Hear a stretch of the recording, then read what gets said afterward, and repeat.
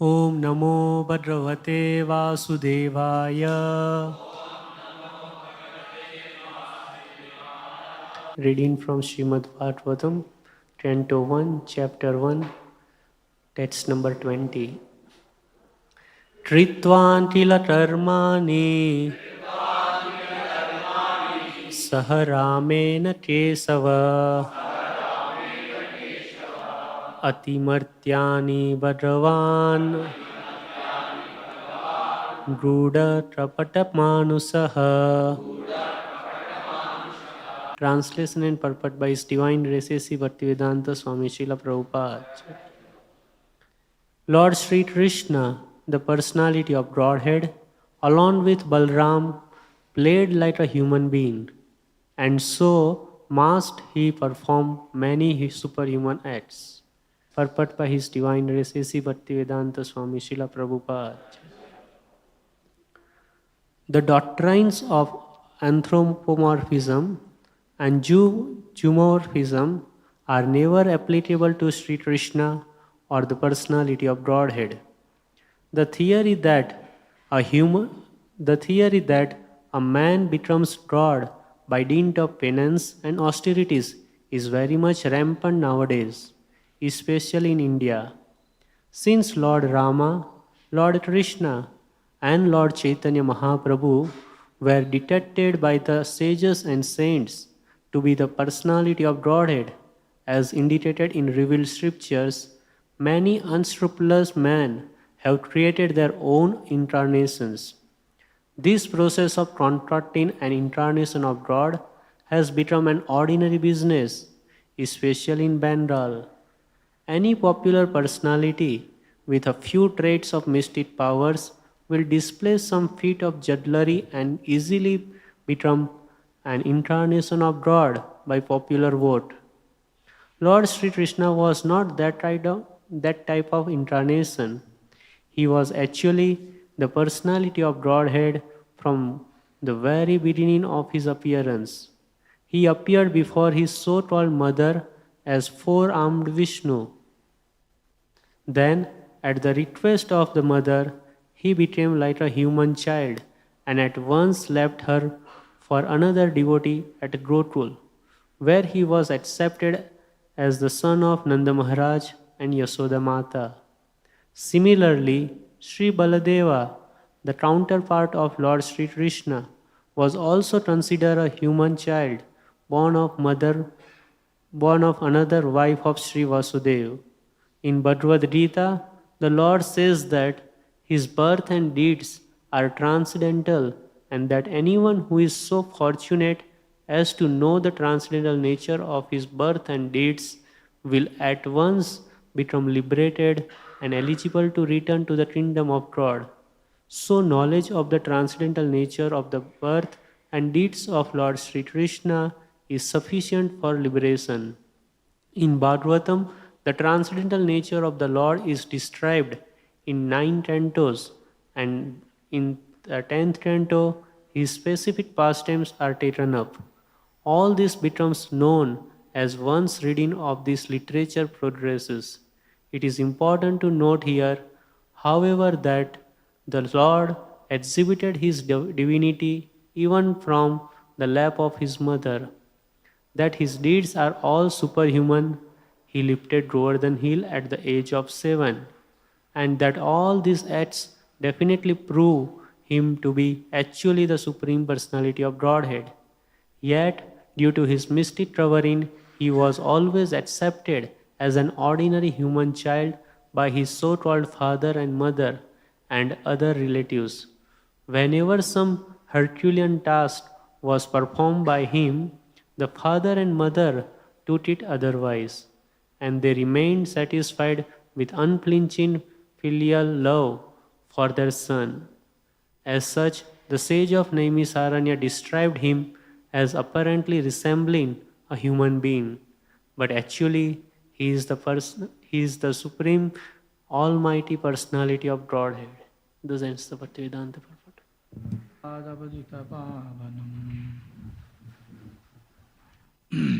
So, first canto, the sages of Naimisharanya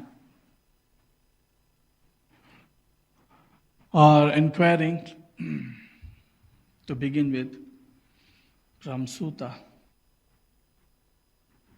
the son of Romoshana. They all sat and they are all doing yajna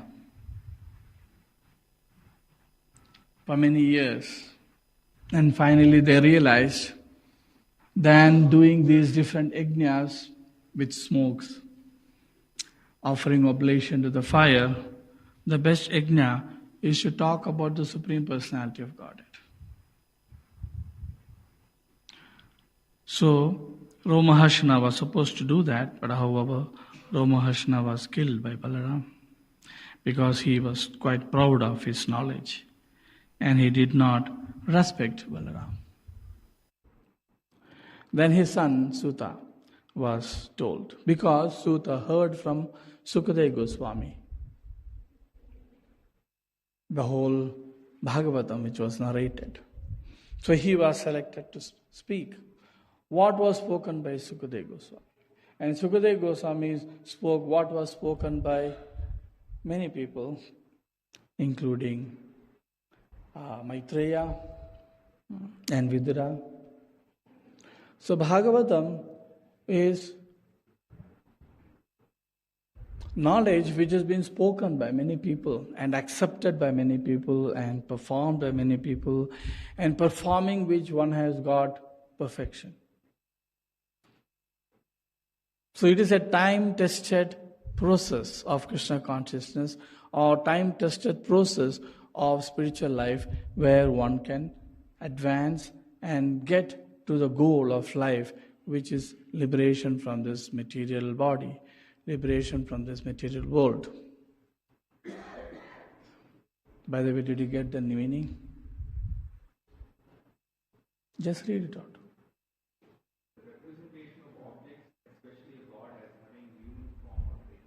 That's the first one.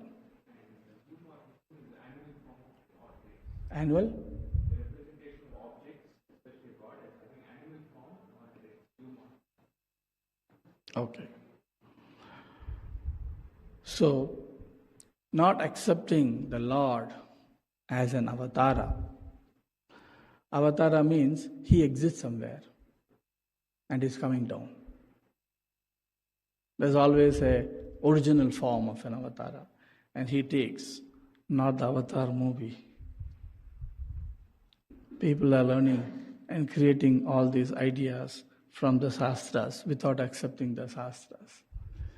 They won't accept all these stories of superhuman activity for time pass, for some kind of an entertainment, but not for God realization. But the Lord's form is such that he is free from all the limitations of this material world. So Bhagavatam speaks about the Supreme Personality of Godhead, who is free from all the limitations. And all these personalities in Bhagavatam, Suta Goswami, Sukadeva Goswami, Vidura, Maitreya, Vyasadeva, Narada, all the personalities who speak, whose words, Brahma, whose words are noted in Bhagavatam, have all experienced Krishna consciousness, step by step, in a progressive manner. And they have achieved the final goal, which is accepting Lord Krishna as a supreme shelter. Ishvaraha Parama Krishnaha Satchidananda Vigraha Anadiradir Govindam Sarva Karana Karanam. To accept the personality of Godhead, Vigraha. So Vigraha, personality, the Lord's address is there, Lord's name is there, Lord's form is there, Lord's character is there, Lord's actual nature is also there in the definition. So that is a complete definition given by Brahma, the supreme person of our parampara. So we conclude our conclusions in our Krishna conscious life in small realizations which we have cannot be different from the conclusions of these personalities. Brahma has concluded Ishvara Parama Krishna. Ishvara is Krishna. And he has Satchidananda Vigraha. He has a form which is not material, but which is Sat, Chit and Ananda, which is eternal, which is full of knowledge, and which is full of Ananda. Irrespective of what form he takes. Because the form is unlimited, it has all the potencies, so he can take any form. And all the forms he takes is Sat. It's eternal. It's full of knowledge, awareness of everything, and it is blissful. Unlike our bodies, which is full of blood, pus, mucus, all kinds of liquids flowing inside the body which we don't have any idea of. All kinds of different instruments which is pumping, which is beating, which is cleaning, which you have no idea about, which does not take, if you don't take care of it, will rot. As soon as the soul leaves the body, it rots. While the soul is in the body and when the body is functioning, also it has no ananda, it has no bliss. We have all these limitations. So, to understand the difference between our body and the body of the Lord is the first level of Krishna consciousness. Because in modern days, especially from the time of Arya Samaj was formed in the Britishers' time by those intellectual Hindus who did not want to, because the Britishers were always belittling Vedas. All the points in Vedas are just stories, are just to teach some discipline to the human beings. It does not have any reality. So that was the conclusion. So all these learned Indians who are learned in all the British schools and from these British teachers, they want to say that, yes, it is correct, but there is some point in that. And what is the point? They accepted the impersonal form which is described in the Vedas. Word jugglery, philosophical word jugglery, but denying the form of the Lord. So this group came up which stopped talking about all this mythological story. Or just saying that all these are stories. In Bhaktivedanta's time, everybody thought all this, starting with the Arya Samaj people, that Puranas have no value. Vedas and Upanishads have value. That was their conclusion. Just to equalize themselves with the learned and so-called educated class of people. We are also educated. We also accept all the modern things. But Lord is there. But He is not having any form. Don't be bewildered by all these stories. All these stories are just for children. All the stories of Krishna, Vishnu, Narasimha, Varaha. How can a human being, how can a God take the form of tortoise? There is no other work of what? Tortoise. Fish. Boar. Very boring. Half lion, half man. What is all these things? Hallucination of some people. So they're very educated class. They say these are all stories for children, just to teach them good habits, teach them there's a Lord, teach them some principles, moral principles in life. But Lord is Nirananda, the Supreme Brahman, as explained in Vedas and Upanishads. So they totally swung to one side, giving up Purana. And Bhaktisiddhanta had a tough time to establish that Purana is the oldest. Puranas are older than Vedas, or older than Upanishads. And they had to write commentaries on different Upanishads to conclude Bhakti as a supreme. Vedas do talk of Bhakti, but it is very covered. Why is it covered?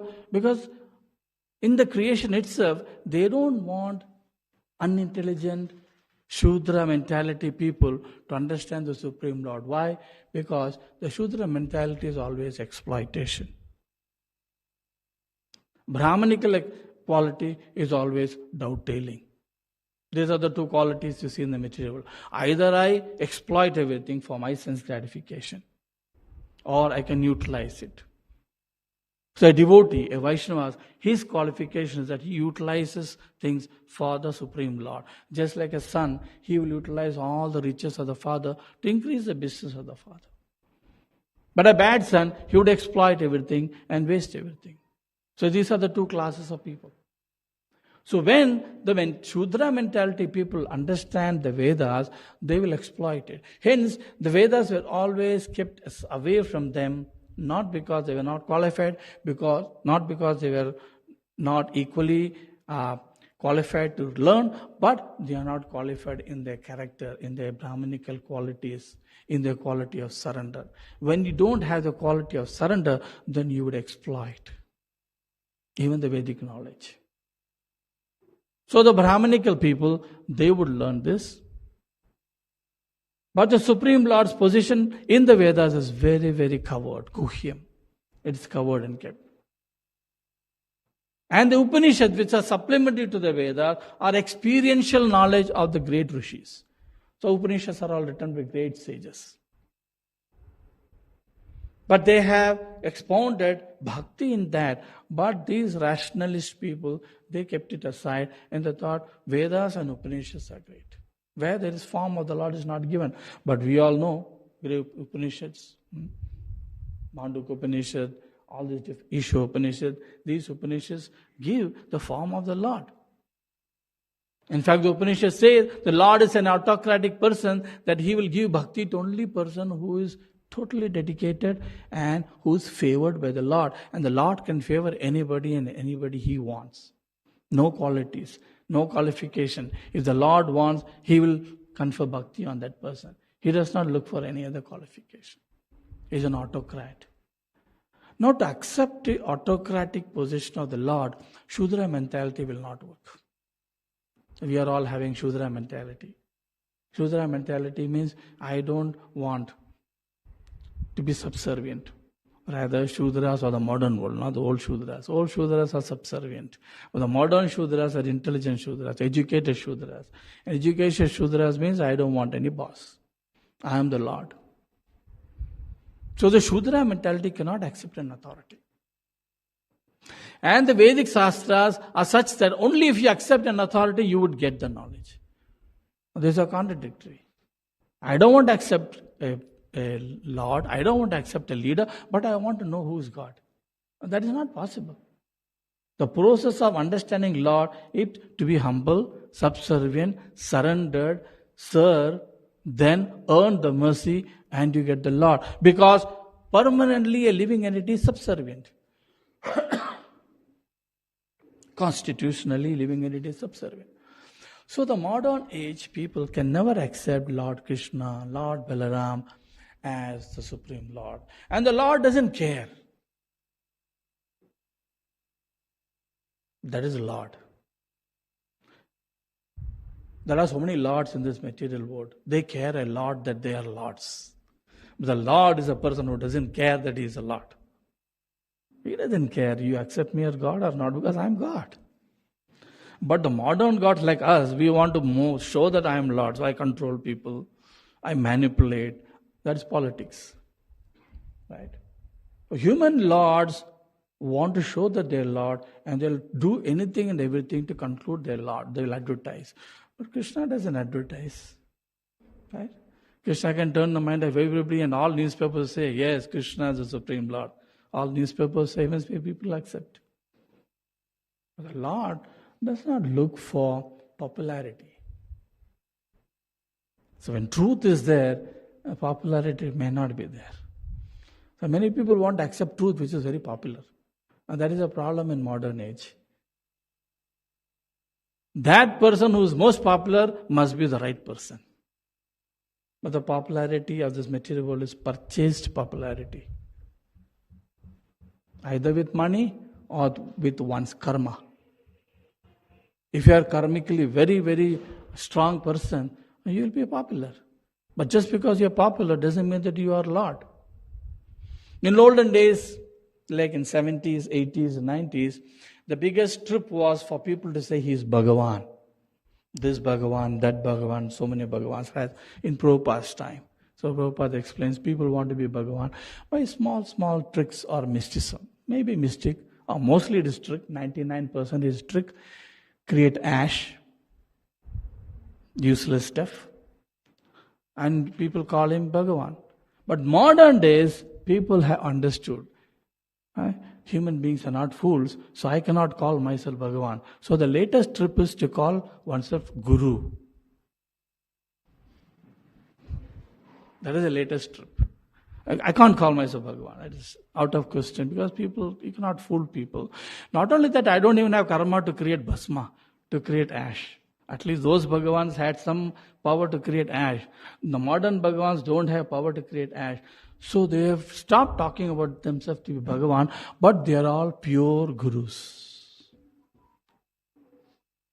Why? Popularity. Then you can become popular. And you talk what people want to listen to.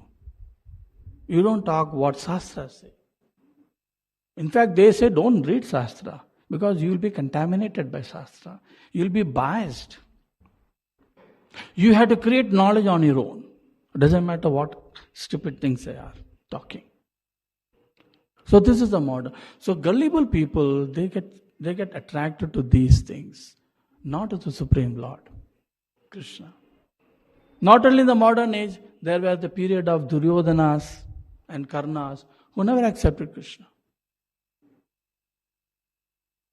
Many sages, Narada, Vyasa, Bhishma, all these people went and told Duryodhana and Dhritarashtra, do you know who this Krishna is? Do you know whom you are playing with? Whom are you trying to be against? Because Duryodhana had one idea. If I catch Krishna, then Pandavas are won over. Because if you catch Krishna, what will Pandavas do? They'll come running and say, whatever you want, you take, leave Krishna. Right? Pandavas are so attached to Krishna. Yudhishthira, Arjuna, Bhima, these people say, oh, no, you want the kingdom, you want to kill us, do whatever you want. So Duryodhana knew the position of Krishna as dear to Pandavas and he always wanted to capture Krishna. Because he thought, Krishna, yes, he is great, but not God. He's a mystic person. But my mysticism is more than his. So if I capture him, if I tie him, when he comes for peace, he's coming for peace. Talks. He's a great Chalu person. He'll have some ideas. If I capture him, then I won. No war. So these Duryodhanas and Dhritarashtra's thought Krishna is ordinary. So all these knowledgeable sages told him, don't play with Krishna. And they showed so many stories how he and Arjuna are great personalities. You cannot win over them. Krishna is none other than Narayana. Arjuna is none other than Nara. They are the original Nara and Narayana. Mystical, great mystic personalities, the Supreme Person having all the controls. And they told so many stories about how great kings, proud kings, wanted to fight. There was a king who wanted to fight everybody in this world. And finally a sage told, why are you so puffed up? You really want to fight with equals? Go and fight with Narayan. Where is he found? He is in Badrikashram. Go and fight with him. He went all the way to Badrikashram to fight. And Narayan said, we have no time. We are busy. No, I need to fight. Everybody says, all the sages say that you are the right person to fight. Narayana was meditating and they created all huge army of people and this king was shit scared. And he wouldn't fight. At least he surrendered at last. So there are great kings like this, even bigger kings than you, Duryodhana, who have realized the position of Narayana and surrendered to them. You also surrender. You will benefit. But Asuric mentality, Shudra mentality is such that the anger and the ego takes over and they don't want to surrender. So Krishna came for a peace deal. Krishna came. Mahabharata explains the whole way how Krishna appeared in the great assembly, huge assembly of all great kings. And all the sages also came to hear what Krishna is going to say. Just like we send a mobile message and everybody comes. But the sages don't need any mobile messages. They all know when is the right time, when the Lord will speak, when to go and hear Him. These are all mystic understanding, which the modern people who have no idea. Because for them space is an empty space. But space is full of energy, which has all the subtle energies in it. So these great sages use all these methods to hear and understand what is happening in this world. What is the latest avatar doing? When is the latest avatar speaking? When the Lord comes, when does He speak? So they're all interested in hearing the Lord. So these great personalities realize a lot. Not because they are fools, not because they are gullible, because they have established the truth that Krishna is the Supreme Lord through their experiences in their life. They have realized that human body is so limited, human life is so limited, we cannot anyway become God. But our nature is Satchit Ananda. We have a rightful position to be happy, but we are looking for happiness in the wrong direction. They have realized that they have gone inside themselves and meditated, and they have realized the Vedic truth. And that is Upanishad. Realized Vedic knowledge is Upanishad. But Puranas are Itihasas, which are historical narrations of the Supreme Lord, which is given in Puranas. So the Gaudiya Vaishnavas, they have worked hard to put Purana, and among Puranas, Bhagavatam as the most important Purana, which is actual truth, which talks and reveals the truth. They are not stories, whatever is told in Puranas, they are historical narrations. And all these people have realized Supreme Lord Krishna, who is enacting like a human being. Whether illiterate people like Devaki or the mother of Pandavas, Kunti Devi, or learned personalities like Bhishma, or great sages as Vyasa, Narada, Devala, Asita, doesn't matter who they are. From simple people to most intelligent class of people who have concluded Krishna is the Supreme Personality of Godhead. And we are part and parcel of Him, and our goodness or our safety is in surrendering to Him. So these are concluded by the great sages, by their experiences. So Bhakti reveals Bhakti itself. We need to start Bhakti. When we start a little bit of Bhakti, more Bhakti is revealed. And when we do that more Bhakti, another more Bhakti is established in the heart. So Bhakti establishes Bhakti, but we need to start. And where do we start? With Shraddha, with faith. If this Shraddha is not there, then we cannot start. We have to start the car. Unless the car is started, it won't move. So the starting process is having a little bit of faith. So we are people who have got that little faith and we are surrendered to Krishna. Now we need to fan that faith and make it convert into Shuddha Bhakti, Kevala Bhakti. And once we get Bhakti, Bhakti is self-sustained. Bhakti sustains Bhakti.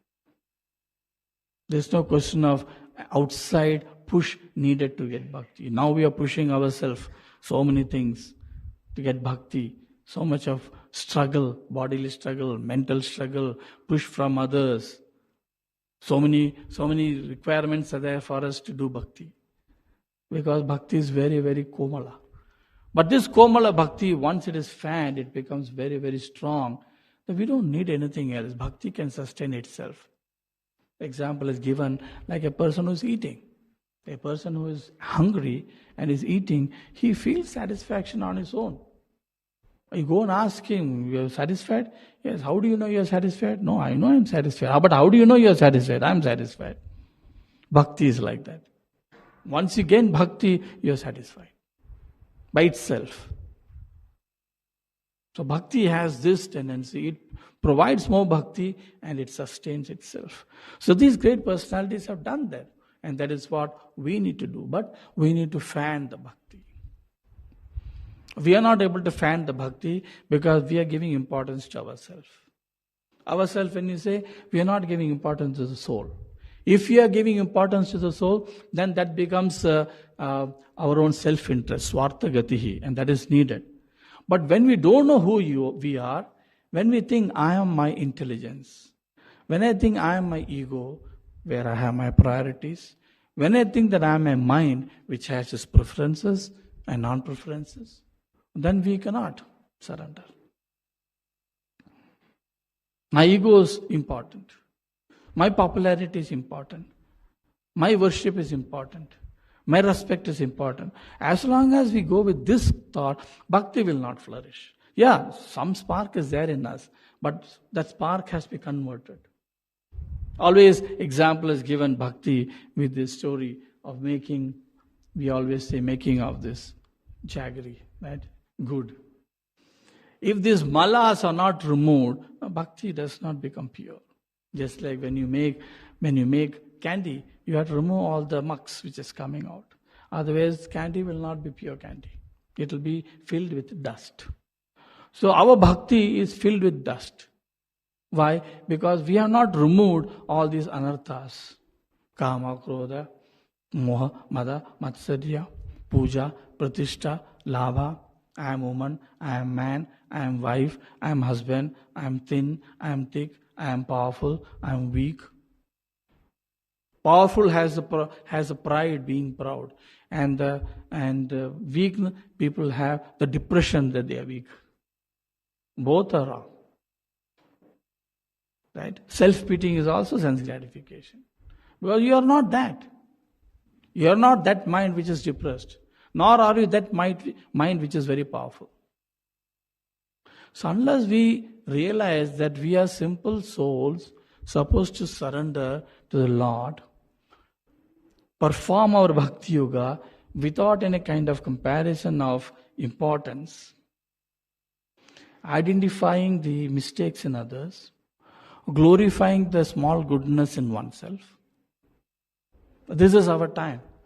When we do bhakti, when we do seva, we are not thinking of the Supreme Lord's pleasure.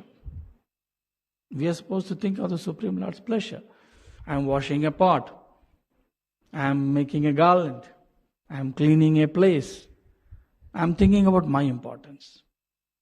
Or I am thinking about the weakness of others. Oh, he doesn't do properly. He is very proud. He is puffed up. He is not surrendered. He doesn't do anything properly. I do everything very nice. But I am doing it this consciousness. But real bhakti means I do it because Krishna is pleased. The more I do, Krishna is pleased. I am tying a garland for Krishna. I am cleaning a place. I am preaching to somebody.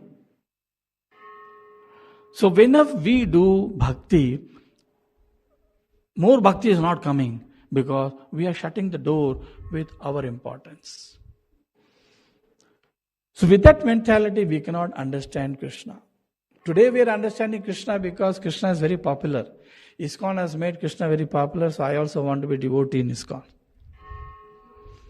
Tomorrow when there are thousands of newspapers talking bad of ISKCON, no, I don't go to ISKCON. Before I used to go, now I don't go. We always want to side with which is advantageous. We don't want to side with truth.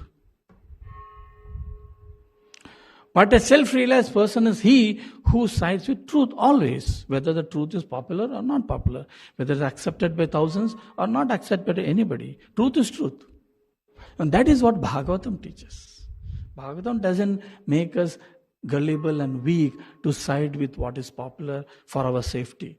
Bhagavatam does not look about human safety. It looks about the position of the Supreme Lord. Hence, Gaudiya Vaishnavas always position Krishna in his right form, free from all malas, free from all material tinges.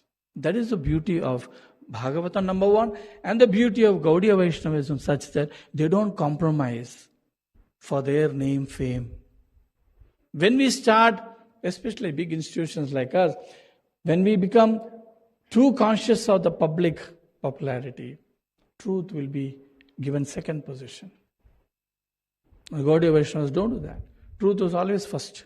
Whether you are popular, whether you are accepted, whether people are throwing stones or people are throwing flowers. Everybody wants to get flowers thrown at. Nobody wants stones to be thrown at. But truth will not hide when stones are thrown.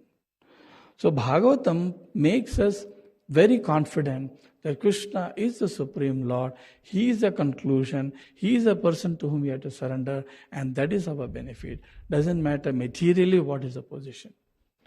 As ages go by, sometimes some are popular, sometimes some are not popular. In the beginning days of ISKCON, we were never popular. As soon as anybody sees devotees, they only say Dam Maro Dam. Right? So you're going to ISKCON, what? You get ganja there? Or there's a time when, okay, this has become very popular. When you have popular, many people want to side. But when something negative comes, how many of us will stand? With Bhagavatam. Some great person comes and talks against Krishna. Will you change your mind? Bhagavatam gives us a strength not to change the mind. Bhagavatam gives us a strength that Krishna is absolute. This is practical. This is practically experienced knowledge. So we don't want anybody to say Krishna is right or wrong. We don't want anybody to show magics. So we need to grow in our bhakti, in our faith, in such a way that we don't get shaken by different popular isms or popular theories in different times. Every 50 years or every 30 years, opinions change, public opinion changes. Devotees don't go by the change in public opinion. They only have one opinion, and which has been there since thousands and thousands of years, millenniums after millennium. 500 years back, Chaitanya Mahaprabhu established, 5,000 years Krishna established, and thousands of years before, sages have established. Krishna is a supreme person. Ekala Ishvara Krishna Arasa Bhabratya. So that knowledge is absolute knowledge. Other knowledges are all relative knowledge, which changes according to taste. And if you say, why we are not getting that confidence, why we are not getting that absolute truth in us as established, realized, and we determined to follow it properly, it's because of our own weakness. And the weakness is only one thing. We put ourselves first. Whatever situation comes, we put ourselves first. We don't put Guru and Krishna first. Not Guru. We have to put Vaishnavas, Guru and Krishna first. Oh, I'll put Krishna first always. I have no other way. He is first. Okay, I taken Diksha, I'll put Guru also first. No other choice. I have to go through Guru. Vaishnavas, I can't put Vaishnavas first. Why? My ego doesn't allow. My self-importance doesn't allow. But bhakti is such that only when we put Vaishnavas, Guru and Krishna first, we get bhakti. So this is something which has to be practically done in our day-to-day life. Then bhakti becomes fixed. Real bhakti becomes fixed in our heart. So this is Bhagavatam's conclusion. And this is what the sages have concluded.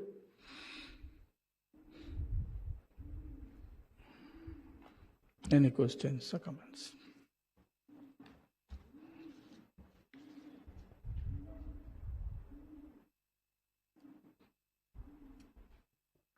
No questions? No questions means truth conclusions. Everybody accepts or nobody accepts? One question? Yes.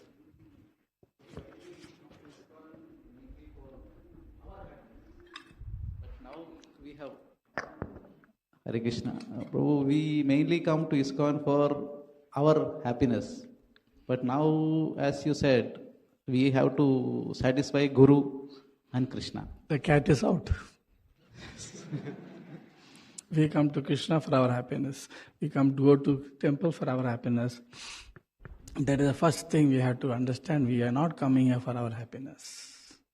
And thanks for being very honest. Because 99% of the people come for this. And that is where they get dejected. That is why they get hit. We get hit when we come for our happiness. We never get hit when we come for Krishna's happiness. So it's the most important point.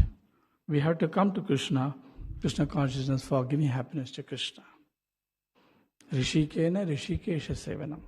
We understand that he is a master of the senses, and we have to understand that our senses are for his satisfaction. Otherwise it is becoming ulta. I am the God and he is a servant. I, the God, is being very happy. People come with lot of desires to the temple. And the primary motive of these desires are nothing but self-centered benefit. Happiness, popularity, importance, whatever it is. And that leads to frustration. And that stops our bhakti. But when we come to Krishna consciousness, I am here for you, Lord. You use me which way you want. Because of the it is springing from the understanding that going to temple is for happiness. Because I'm the house, I'm always unhappy. At least out of the house, I'm happy. Ulta. Olden days, house supposed to be happy place. The happiest person is he who has no loans. Happiest person is he who eats his food in his house. But nowadays, happiest person is he who eats in big restaurants. Happiest person is he who is full of loans and avoids paying back. It is ulta. So we come to the temple.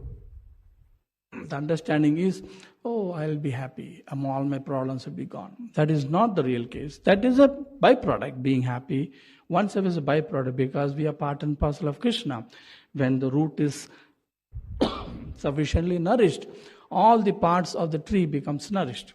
Same way, when the Supreme Lord, the Supreme Person, Purna Person is made happy, the parts and parcel automatically becomes happy. That is the proper understanding.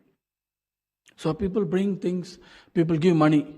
I'll give money if my name is put in 10 inches bold. Right? I brought garland today and the pujari did not put it on the Lord. I'm so unhappy. Why? Because I wanted to see my mala on the Lord and feel, my mala is there. My mala is there. Mala is very beautiful because of me. The dress I stitch, because I stitch is very beautiful.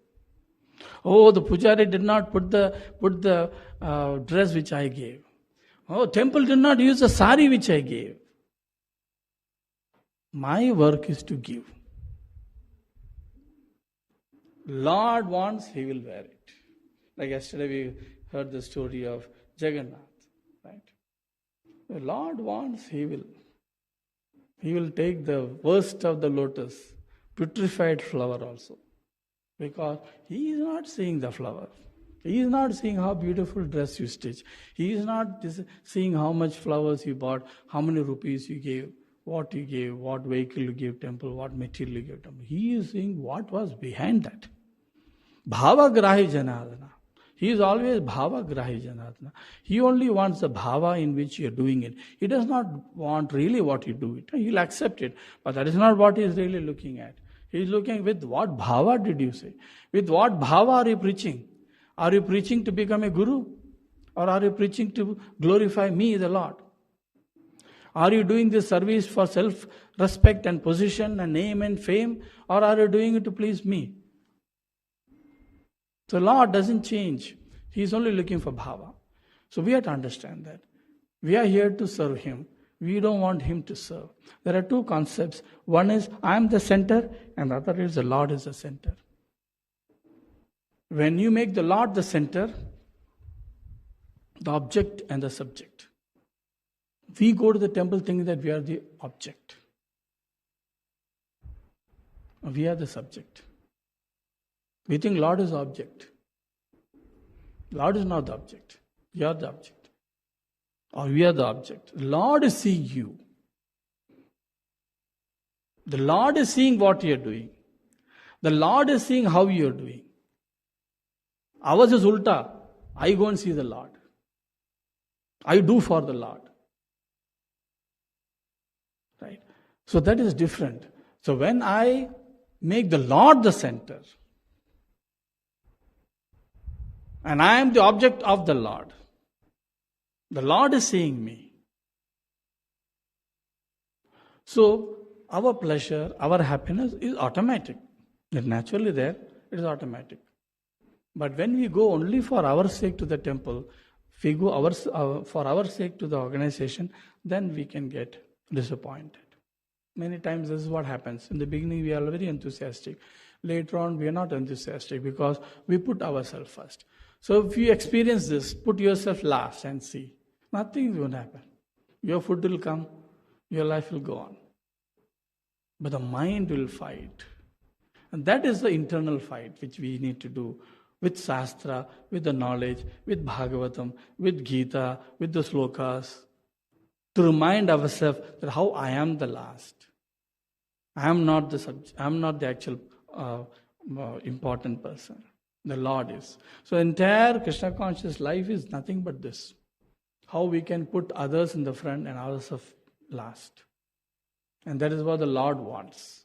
And such a person, bhakti becomes flourishing in his heart.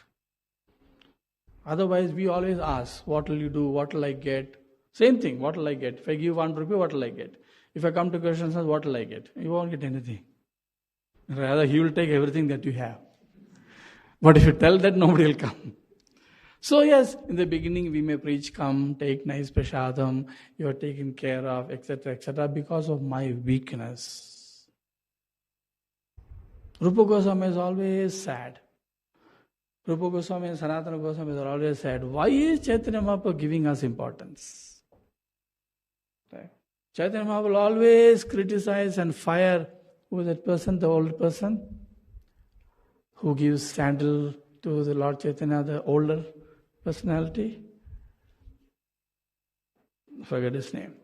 So he chastises. So Rupa Goswami knew, we are not able to take the chastisement of the Lord. That is why the Lord is very careful with us. He understood the point. Because only when you are loved, you are chastised. The liberty of chastisement is only when you are loved. But we cannot take it. Right? We cannot see that love in chastisement. So Rupa Goswami is always, why are you giving us importance? Because we are not surrendered.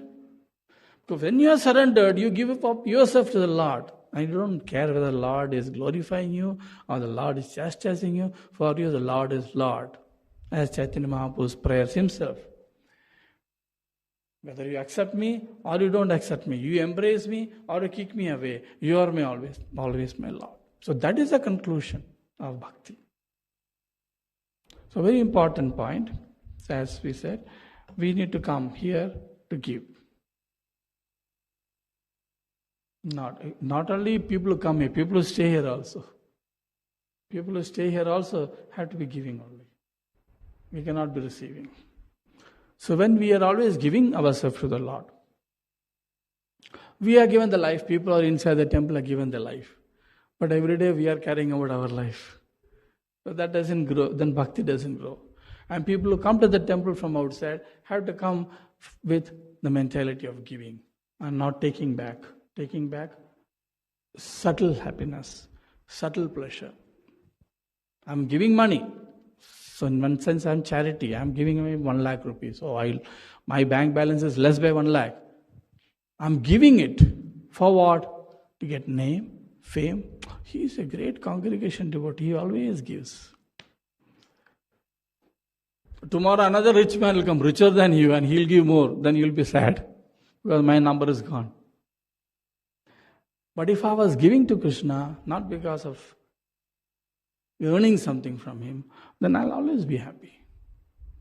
So our purpose is to come to Krishna to see what I can give, not what I can take. This is a core misunderstanding we all have. Sometimes many years it takes to understand this. But that's the crux of the point. Chanting Hare Krishna is not for my happiness. Chanting Hare Krishna is for Krishna's happiness. Krishna likes to hear his name. Krishna gives himself up to those people who chant his name purely. Krishna likes to. So the enjoying tendency should only be in Krishna. Because he is the only person who can enjoy. How can a part enjoy? If this finger is thinking that I want to enjoy, it is impossible. It's very unnatural for it. The whole body, the person has to enjoy. Same way, the whole body of this universe is Krishna. We are all part and parcel. He can think of enjoyment. Part cannot think of enjoyment. This is Chaitanya Mahaprabhu's Achintya Veda Aveda Tattva, which is a final conclusion. The part cannot think of enjoyment. Only the whole can enjoy. Part can enjoy by being part of enjoyment of the whole. So we always enjoy prasadam, mercy of the Lord. So in all our activities, if we have that in mind, we will always be happy in Krishna consciousness, no matter what happens. So everything is Krishna. We are looking for justice. But we don't understand what are the injustices I did in this world. But from the Lord's point, everything is very just. In your temple, nothing is good. Nobody takes care of me. Nobody gives me prasadam. I will not come to the temple. Good if you don't come. One problem less. Right? Who's the loser? The Lord doesn't lose anything. The Lord will be sad. And Lord will be angry at the devotees in the temple. Why didn't you make the person come? Lord will be angry at the devotees in the temple if you don't give the real knowledge to the people. What is the real knowledge? The real knowledge is surrender, not ask, give. We are not here to come to ask, we are here to give. And if you are always asking, then we are not teaching you the right thing. But everybody cannot listen to this, everybody cannot understand, because to understand this takes time. So these subject matters are not always talked about. But if you really want to know the subject matter of Krishna consciousness, you have to surrender and you have to pray and you have to earn for the association of those people who talk truth despite any adverse. So this is the truth we are talking about in Krishna consciousness, right? Okay. Gandhara Srimad Bhagavatam ki, Srila Prabhupada ki.